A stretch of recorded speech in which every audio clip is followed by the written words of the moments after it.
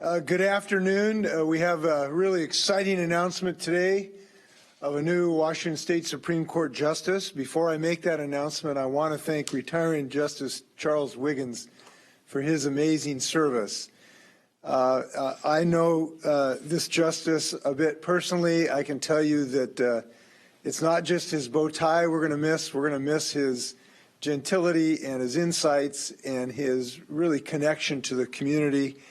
And I wish him well. Thank you, Justice Wiggins. To fill his vacancy on the State Supreme Court, I'm pleased to announce the appointment of Judge G. Helen Whitener of the Pierce County Superior Court. Her name and her talents are not new to me. I appointed soon-to-be Justice Whitener to the Pierce County Superior Court in 2015. And then and now she has distinguished herself in a relatively rapid period of time as a true outstanding talent in our judicial sphere. Originally from Trinidad, Judge Whitener moved to the United States as a teenager, went to Baruch College in New York, and obtained her law degree from Seattle University. As an attorney and a judge, her work has inspired so many. And when I asked her her number one achievement of something to be proud about, she told me something that the community also recognizes, and that is her ability to inspire young people in their individual pursuits in so many ways. This is a community-minded judge and will be a community-minded justice. When some of her colleagues heard about her appointment, they literally, shout might be too strong a word, but showed their very loud approval for this appointment. The President of the United States Bar Association described the judge as tenacious, fearless, and a compassionate advocate for human rights. The President of the Tacoma Pierce County Bar said that our loss will be the state's gain. As a former practicing attorney myself, I always look to those lawyers who labor in the vineyards of justice and what they think. The President of the Association for Justice, Spokane attorney John Allison described her as outstanding, a dynamic person with a tremendous work ethic and great insights to bring to the bench. She is the first immigrant-born judge on the Pierce County Superior Court. I believe she is the first woman who is black in our community, and I'm so excited to see her enter this realm. I have to tell you, she does have certain characteristics that are troublesome on occasion, and I just want to share that with you. I spoke to her spouse, former Sergeant Major Lynn Rainey of the United States Army, who revealed to me that this justice has a terrible habit of getting up at 2 or 3 in the morning and doing a lot of work. And that's something that former Sergeant Major Lynn is just going to have to learn to live with, I'm afraid, because she's got a lot of work ahead of her. I do mention this, though, because it is her work ethic among many of her characteristics that are important so that we can receive timely decisions by the state Supreme Court. That takes work, and I think we have a real workhorse here who I am so proud to appoint to this position. Justice Whitener, I'd like to shake your hand, but right now I want to be socially and legally connected with you, and I look forward to that. Thank you.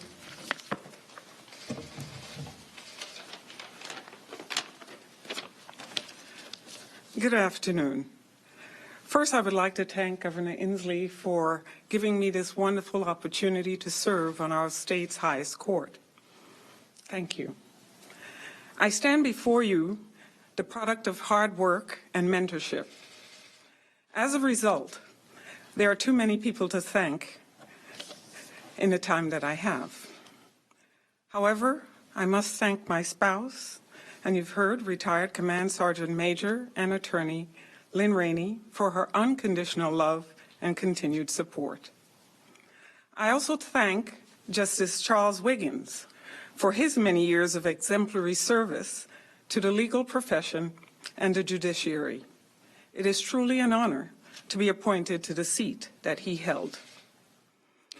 I would be remiss if I did not speak to students, as I teach and mentor many of them, from elementary school all the way up to new judicial officers at Judicial College.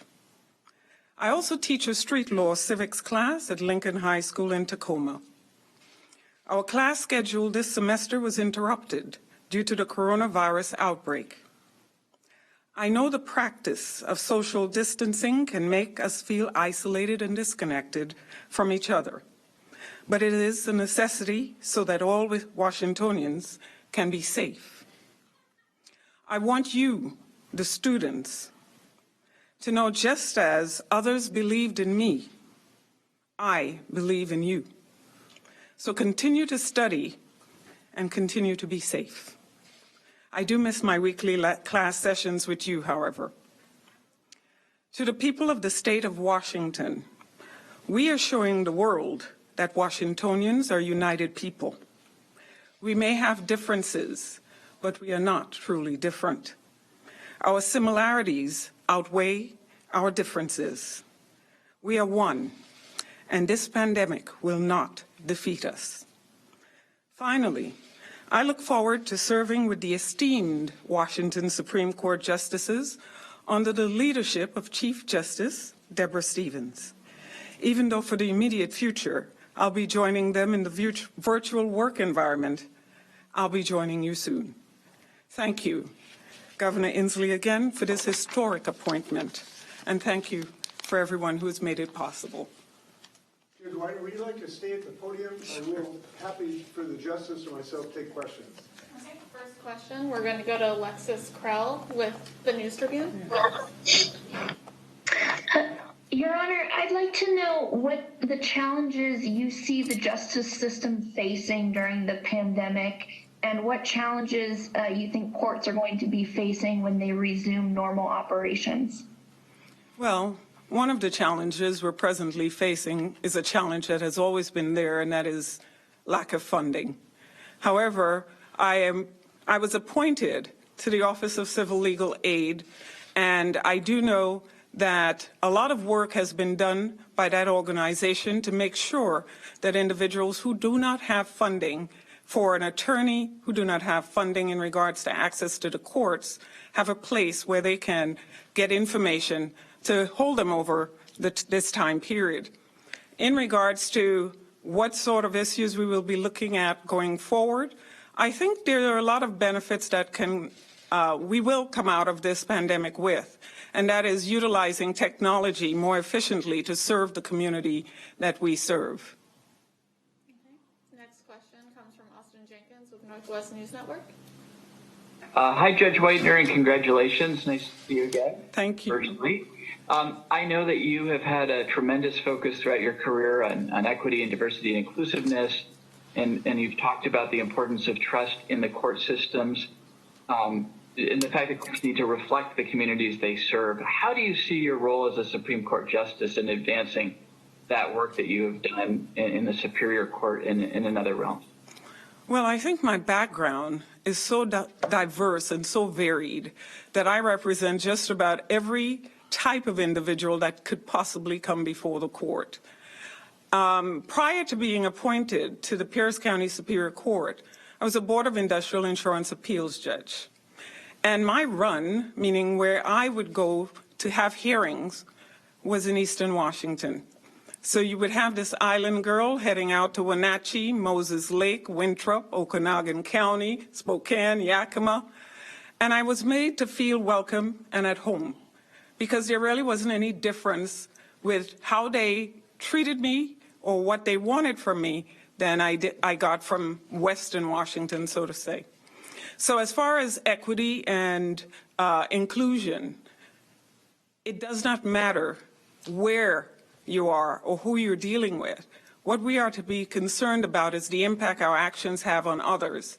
And that has always been my focus, and I hope I can continue doing that as well.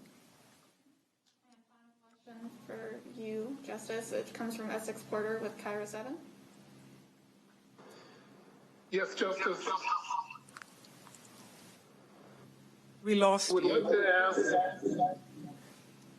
in this time of trying to reopen and make sure that it is safe for everyone,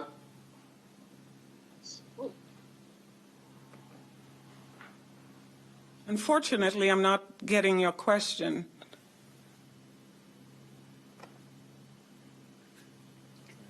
You can try again. Hi there, are you hearing me now? I can. Yes, I would like to ask, as our governments move toward reopening society in the wake of this COVID-19, I'm wondering what you think of the kind of tracking and tracing and testing that may need to be done so that we can safely reopen. It seems like it could be unprecedented and could have implications for medical privacy. How do you approach what we may need to do in order to reopen safely? Well, first of all, you have to remember, I am in the legal sphere, not the medical sphere. In addition to which, it sounds like the way you formulated your question, it is likely to be something that is going to come before the court that I will be swearing into. So at this time, I cannot answer that question in regards to what issues may come before the court on that. What I do know is when the pandemic is over, our courts have now been looking at technology. Access to our courts and access to the justice system is paramount and at the forefront of our minds. And we will do whatever it takes to make sure that our courts remain a place where people can come and have their cases heard impartially and create a safe environment for them as well. Great. I think we'll transition now to the governor for other media questions. Thank you.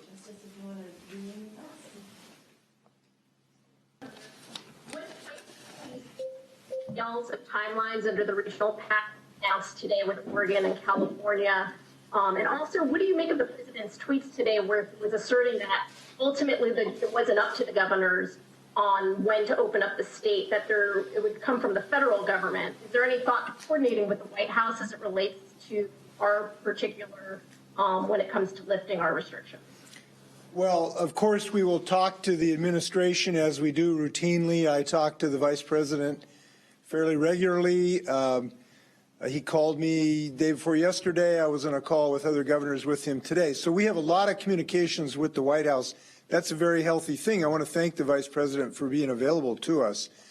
But as far as who has the legal authority to make decisions about the Stay Home, Stay Healthy initiative, which I issued as governor of the state of Washington, there really is no question about that. That is in the singular purview of the state of Washington and the governor of the state of Washington. So there is no legal authority that would give any president of any party the ability to countermand a health-based decision that is issued pursuant to Washington state law. So our Stay Home, Stay Healthy initiative has been successful in a couple ways. One, people are abiding by it. That's why we're having considerable success. And number two, it is issued pursuant to Washington state law, and no president can countermand that. So that decision will remain with me as governor, and we see no authority from any source that would give the president the ability to countermand that decision.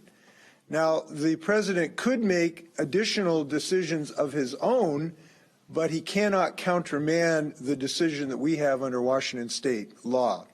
Your first question, you broke up a little, Rachel. Could you try that one again? Sure thing. Can you hear me now, Governor? Yes. Okay. When might we see specific details of timelines under the regional pact that was announced today with Oregon and California? I think I heard that the governor of California might have some details tomorrow. Would we expect that sort of time frame as well?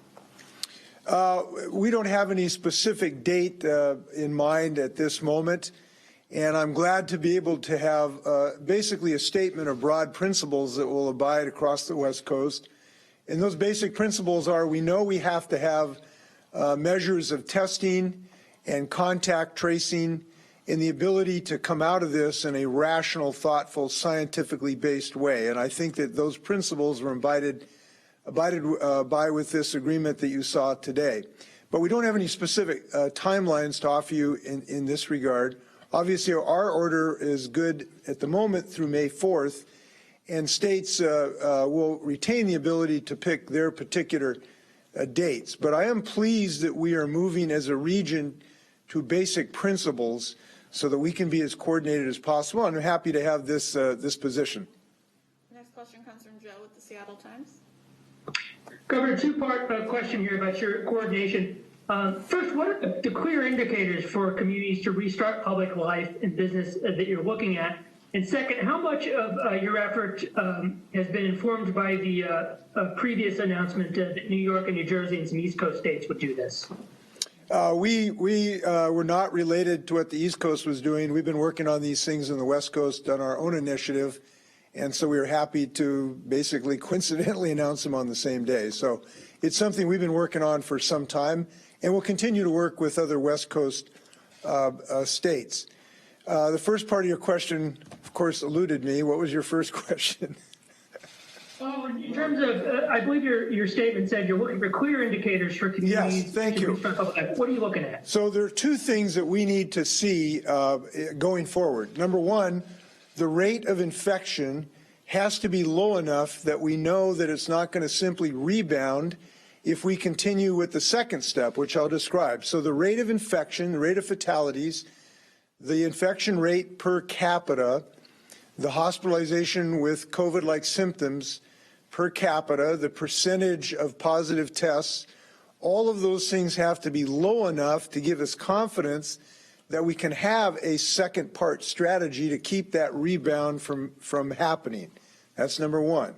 The second step is we have to have confidence that our testing and contact tracing protocols are scientifically based enough and robust enough and resourced well enough that we will be able to keep a lid on when we do have a sporadic infection take place.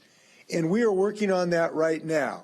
So we are working on a plan to increase our testing capacity literally on a daily basis. And we have plans to do that all the way through the supply chain, from the test swabs to the vials, to the transport medium, to the reagents, to the analyzing machines. And we are currently looking at new ways to dramatically boost the analytical capability as well.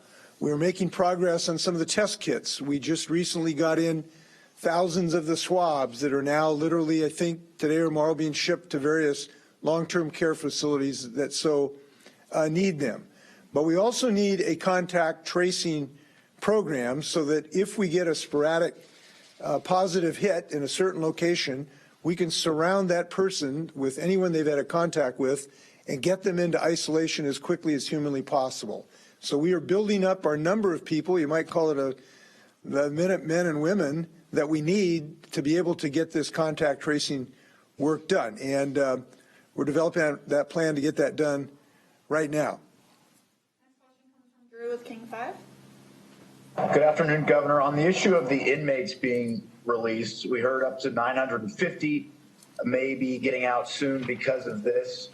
Advocates and family members say that's not nearly enough to create the social distancing we need inside the facilities. Are there other measures being taken to somehow spread these folks out? And if we see more infections, do you expect to see more releases, perhaps at other institutions? Well, first off, the fact that family members are concerned about their loved ones who are incarcerated, we understand that. And that's why we're taking many steps, not just an early release of some of these nonviolent offenders. I'll just go through some of the list of the things that are being done. I issued an emergency proclamation which waived certain requirements to be incarcerated who'd violated terms of their parole so we could keep the numbers down in our facilities. We have increased screening, testing, and disease control guidelines that are consistent with the CDC requirements. We early eliminated visitation at the Department of Corrections in order to prevent the infections going into the facilities. Now, this is anxiety producing for the families. I can understand that because they can't see physically their family members, but it is a necessary step to reduce the rates of infection. We have begun screening of all new inmates using screening questions and temperature checks. The DOC has reduced the intra-system transfer from facility to facility and reduced it fairly significantly. They've implemented guidelines for personal protection equipment for staff, and they have bolstered cleaning for the DOC facilities. They've issued new hygiene supplies to the incarcerated individuals and teaching them the social distancing technique that, frankly, all of us need to be involved in. And they are also isolating, both with singular isolation of people who have tested positive, but also embraced what's called cohort isolation of people in the pod that has been affected, so that only about 3 people might be in a unit, so they're not exposed to hundreds of people in the dormitory-like setting. The point I just referenced these is that there's a lot of work going on besides the early release protocols, and that's the right thing to do, and we're doing it. The court, besides the court ordering this to be done, it's something we've been working on now for weeks and months to try to reduce the risk to people in these prisons. We do have to recognize this, though. Everyone in the state of Washington is at some risk for this today. And no one is going to have it totally eliminated. And all of us should pitch in to try to reduce it. That's what we're doing for our incarcerated individuals. Next question comes from Jim with the spokesman review. Governor, on the multi-state pact that you have, from a regional standpoint, will you be coordinating with Governor Little of Idaho, the other state on the other border, which has a significant amount of contact back and forth across that border on the east side? If not, how will you prevent COVID-19 from cropping up in eastern Washington? Well, we haven't had a chance to talk to the governor of Idaho yet. I understand that he's having some controversy with his plans in Idaho, so he may have that issue he's got to work through so that we could talk to him. I see no reason not to do that. This is just a matter of these 3 West Coast governors have worked together on so many things. It's just a matter of we're used to doing that. But when he gets Idaho in a little more consensus position, be happy to talk to him. We're going to try Essex with Cairo again now that we're in the other portion of the Q&A. Yes, thank you, Governor. Does this agreement with the other states mean that there will now be uniform definitions of what is an essential business? Because now the different states have different definitions of which businesses are essential. Not necessarily. I think that this pact is more forward-looking than backward-looking. This pact is about what do we do after we reduce some of our social distancing, stay-home initiatives. It's more of the issue of how are we going to have as consistent as we can testing and contact tracing initiatives. It's more of a forward-looking proposal, and I'm looking forward to that. Now, I do want to reiterate this, and it's important for people to realize this. In order for any of these 3 states to be successful, we simply have to have increased products available with which to do this testing. This is absolutely critical. We are all 3 governors working as hard as we can to get testing swabs, to get viral transport medium, to get reagents for the analysis. And we literally are calling manufacturers around the world to try to obtain these products. And we've had some success. In the last few days, we've had some real hits on getting thousands of swabs that we need.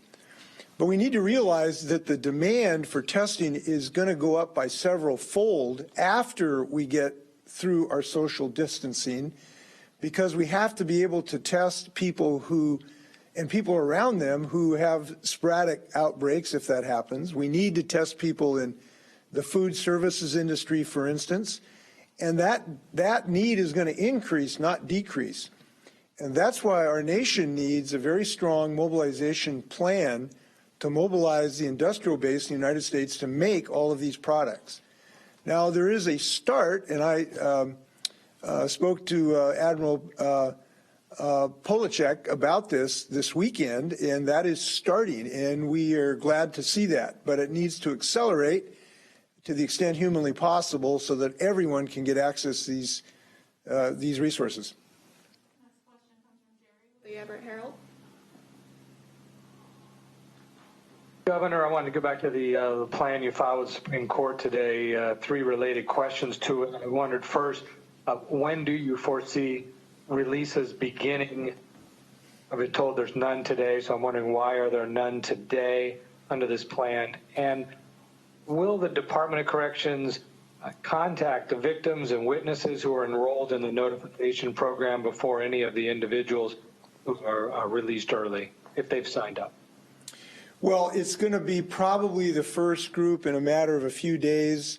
You have to identify the people. You have to give them the rudimentary ways to leave the facility. We'd like to do whatever we can to help them be in a healthy environment when they leave.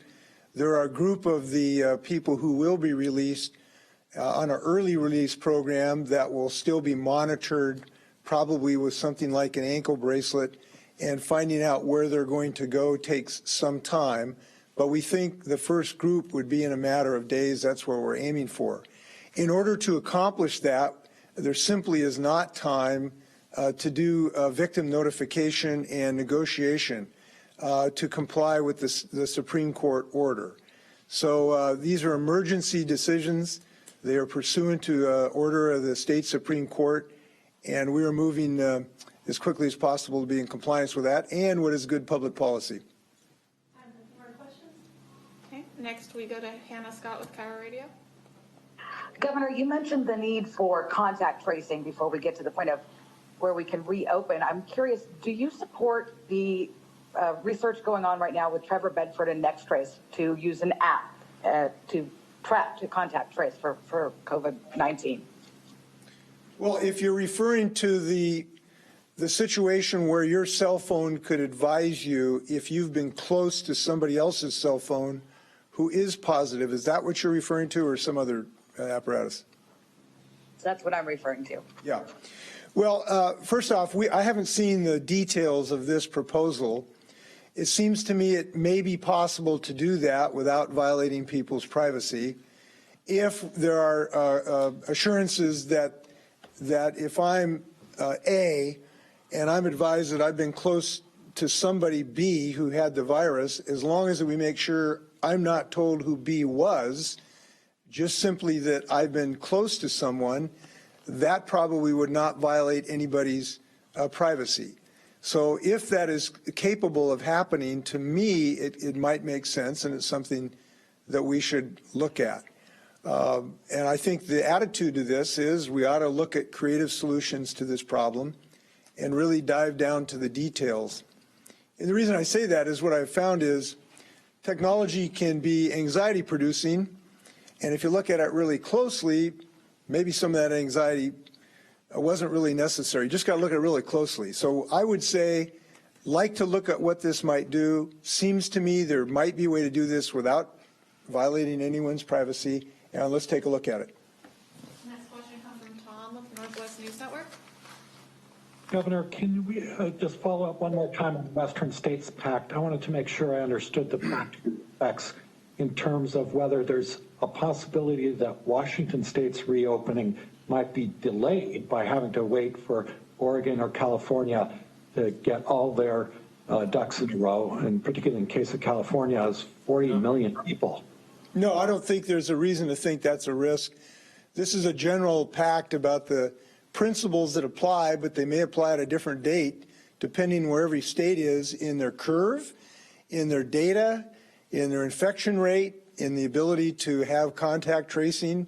If one state can get contact tracing and adequate testing earlier than another, there wouldn't be any reason to delay that state.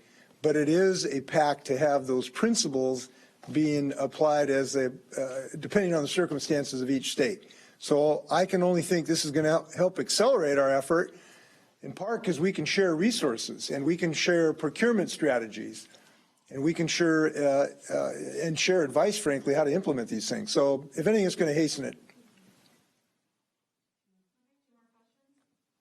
Next one comes from Keith with Como. Governor, you're talking about still your date as far as the end of stay home, stay healthy. Is there consideration you may start to ease some of the restrictions like on home construction prior to that date? Or are you going to have to extend it? Your graphs talk about going to the end of May for those unintended deaths if people go back to close contact. Well, we make decisions based on the data on a daily basis. At the moment, this order is good through May 4th, and that's the decision we have made. That could change. It could be longer. I suppose possibly it could be shorter, but I have no intention doing that right now. It seems like the data we have would suggest what we've done or made good decisions so far, and they may have to go longer, and it depends on what the data will show as we get closer to May 4th. When we make that decision, it could possibly be that some industries open faster than others. That's a possibility. It's a possibility that we would all be in the same date at a later date. That is a possibility. But it probably doesn't do us a lot of good just ruminating on possibilities. We got to focus on what we need to today, which is stay home and stay healthy. Again, I want to thank Washingtonians with huge numbers of people who are fulfilling that request, and that's why we're having some success. But I want to reiterate, there is no reason to believe we're done with this, and if people decide to just go back and party like it was 2015, we're going to have a relapse of this thing and maybe be longer getting back to our industrial base. So we got to keep sticking to this business. Last question, and I think we're going to have David Postman answer some additional questions about the California, Oregon work we're doing. But last question for the governor. Final question, we go to Camilla with KPTV. Hi, Governor.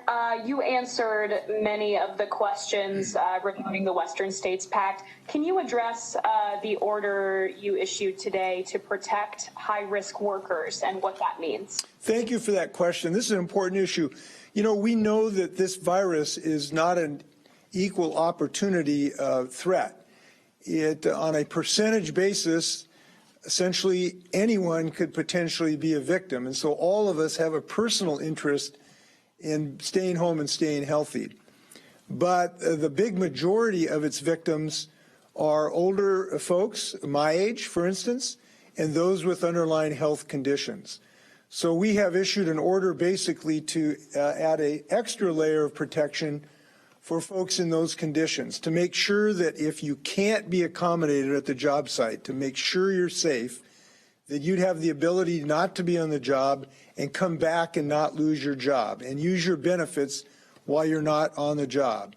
So the first situation was to give people an opportunity to work with their employee to get in a better position so they're not so exposed. If that is impossible and if they are not able to work, this will guarantee folks over the age of 65 and those with compromised health systems the ability to get your job back when we get back to normal conditions. And this is important because, frankly, if we can wrap our arms, put a bubble around people of this ilk, of this age and condition, we're going to reduce fatality rates, well more than half. So this is a group we got to particularly embrace right now, and we did so by this order to protect their work rights. With that, I want to thank everyone, and wash your hands, please. Thank you.